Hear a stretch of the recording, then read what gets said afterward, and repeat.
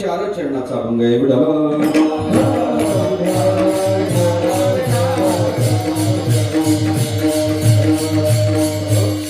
चिंतनाला आरंभ करण्यापूर्वी परिहृदयाचा तोसा पुरुषोत्तम मासाचं अधिक मासाचं औचित्य साधून चालू असणारा हा अखंड नाम सप्ताह भगवान परिपूर्णतम भगवान कृष्णाच्या आणि भक्तवर्य हनुमंत जांबवंतरायाच्या पदस्पर्शाने पुनीत झालेल्या या पावन श्री क्षेत्र जांबवंतगड इथे चालू असणारा भगवान नामवराच्या 750व्या अवतरणाच्या निमित्त हा भक्ती उत्सव मोठ्या भव्य दिव्य रूपात अशा प्रकारचा आहे.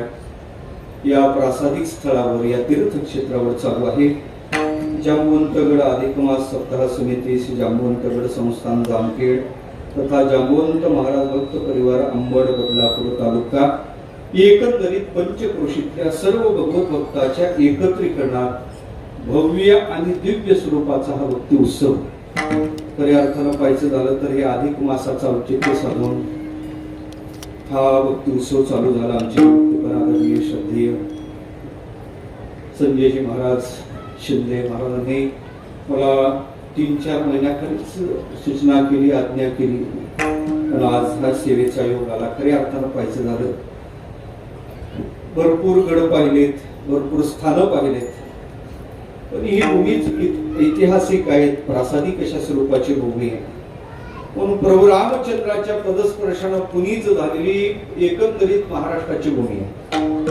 ऋषीच्या पदस्पर्शाने पुनीत झालेली ही भूमी. म्हणून अशा प्रासादिक भूमीत आपण नाशिककडे गेलं तरी रामप्रभूची काहीतरी चिन्ह सापडतात. इकडे खाली गेलं तर वेगवेगळ्या ऋषींचे आश्रम सापडतात. तसं या पंचक्रोशीत आल्यानंतर भक्तवर्य जांबवंतरायाचं मोठे प्रासादिक स्थळ पाहायला सापडते. दिव्य रूपाचा हा भक्ती उत्सव आपल्या सर्वांच्या सहकार्यातून गोड आयोजन आहे. गंधर्वासारखी गायक मंडळी, इंद्रासारखी वादक मंडळी, गोड ज्यांची चाल झाली आमचे हरिभक्त आदरणीय तुळशीरामजी महाराज आणि सांगळे महाराज. खऱ्या अर्थानं पाहायचं झालं काही चाल दाखवायची ठेवलं नाही तुम्ही. असं गोड ज्यांची चाल झाली परिसरातली सर्व एक का ते काय म्हणून अपार आहे.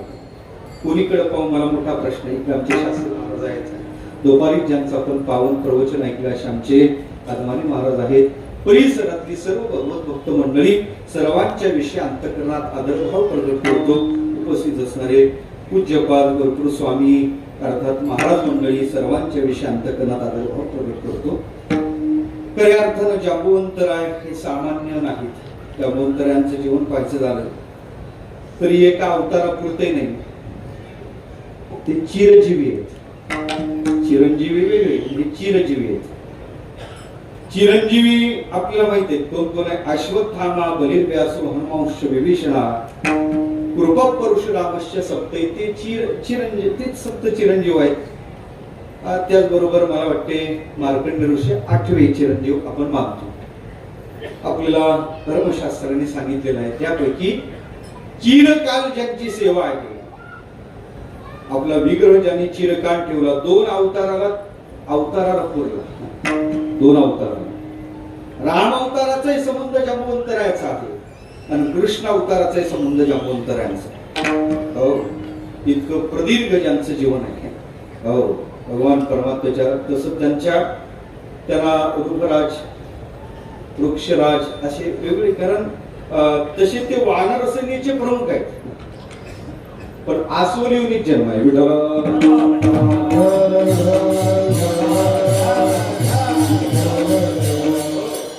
वानर सेनेचे प्रमुख आहेत.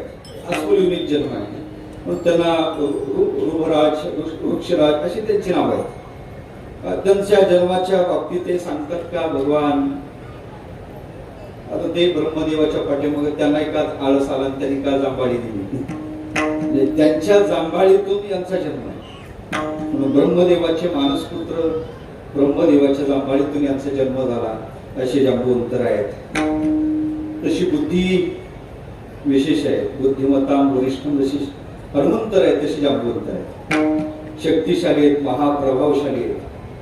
रामप्रभूला युद्धाच्या प्रसंगात म्हणजे राम सैन्याला युद्धाच्या प्रसंगात मार्गदर्शक म्हणून जर कोण होते तर ते जांबवंतर आहे. सुग्रीवाच्या जवळचे अतिशय जवळचे मार्गदर्शक किंवा त्याला सल्ला देणारे कोण होते तर जांबुवंत महाराज होते.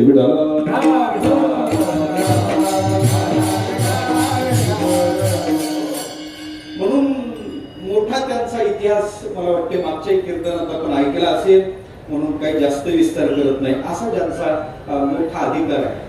श्रीमंत होण्याची तर कथा आपल्याला माहित आहे. तो इतिहासच इथं घडलेला आहे आणि इथंच घडल्या कारणाने पंचक्रोशी त्याची साक्ष देते. प्रत्येक गावात काही ना काही अवशेष. आता मी किनगावला गेलो, तिथं सैन्य थांबलं होतं म्हणून. कोणाचं देवानी सैन्य तिथे थांबवलं आणि त्याच्यानंतर या गुहेत आले. आता तो कसा मिळवला काय मिळवला आपल्याला सगळ्यांना माहित आहे. 28 दिवस जवळजवळ युद्ध झालं. किती? 28 दिवस. लक्षात आलं का खऱ्या अर्थानं हा भगवान हा सामान्य नाही. आपल्यासारख्या प्रभावशाली शक्तिशाली व्यक्तीला जर हारणं अशक्य असेल तर मला वाटते प्रभावशाली आहे. मग शरणागती केली आणि आपली जांबुवंती नावाची कन्या त्यांना समर्पण केली. तोही इतिहास इथंच घडला. ते लग्न इथंच झालं. ते लग्न इथं पुन्हा ते पैठणच्या दिशेने गेले. तिथे कमलतीर्थाच्या ठिकाणी जांबुवंती मातेच्या अंगावरचे सर्व जे रोग होते ते गळून पडले. आताच आम्हाला महाराजांनी संजय महाराजांनी इतिहास सांगितला. अशा प्रकारचा ज्यांचा इतिहास आहे. असं म्हणतात ज्यावेळेस देवानी वामन रूप धारण केलं आणि वामन रूप धारण करून त्या बळीच्या यज्ञाचा विध्वंस करण्यासाठी ते परमात्मा आले. 3 पाद भूमी मागितली आणि त्या 3 पाद भूमीने ज्यावेळेस त्यांनी ते देतेवेळेस वरदान स्वीकारलं, त्याच्यानंतर विराट रूप धारण केलं. त्या विराट भगवंताला 5 प्रदक्षिणा निमिष खाली येण्याच्या आत ज्यांनी केल्या. विराट भगवंताला निमिष अर्थात पापणी खाली येऊन वर जाण्याच्या वेळेच्या आत ज्यांनी विराट भगवंताला परिक्रमा केली ते जांबुवंत राय.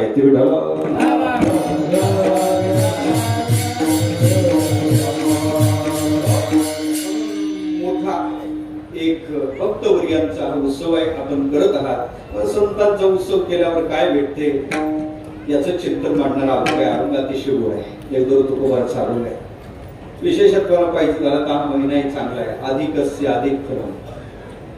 या महिन्यात एक जात अतिशय आनंदित असते. या महिन्यात एक जात अतिशय आनंदित असते. कोणती?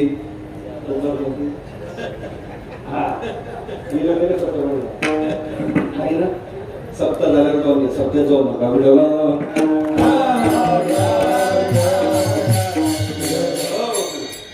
कधी अधिक येतो. पहिलं लग्न झालेलं असावं मग तर त्याला अधिक उत्कंठ असते काय भेटणार आहे. फक्त या वर्षीचा जावई जरासा मला वाटते दुर्दैवी आहे.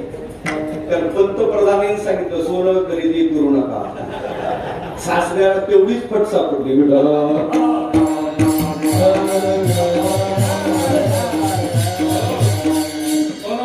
हा महिना दोंड्याचा महिना अधिक मास असा महिना आहे. पुरुषोत्तम मास.